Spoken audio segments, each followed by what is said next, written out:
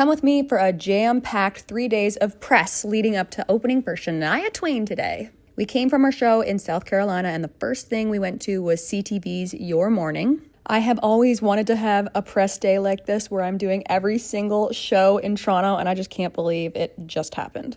We headed off to Global's The Morning Show, where I gave them a little electric bagpipe lesson that was hilarious. Next, off to Stingray's New Country Radio with Paul McGuire.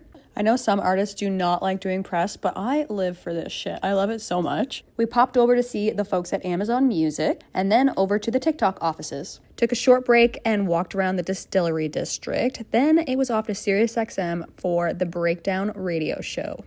SiriusXM has been so supportive and generous, spinning my music all the time on the radio. So thank you guys so much for that.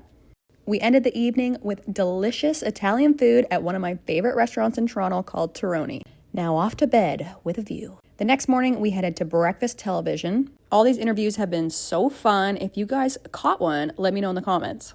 Quick coffee break to catch up with my modeling agents. Then went down the street to El Macombo to chat with Katie from Eidos. The Eidos gals always have the best interviews. It's always so fun. We headed back to the CTV building for The Social, which was so much fun. Fun fact, 15 years ago, I was on Much Music for their VJ search, and this was the same building, so it was actually very cool and full circle to come back. We headed over to E-Talk, because it was actually in the same building, in the CTV building, and chatted with Chloe.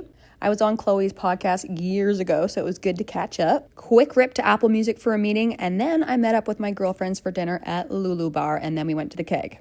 Then today, I got up and did a Zoom interview with CBC and had a quick meeting with the Spotify folks. Now it's time to have some soup, some food, get excited for opening for Shania Twain in a few hours. Eek!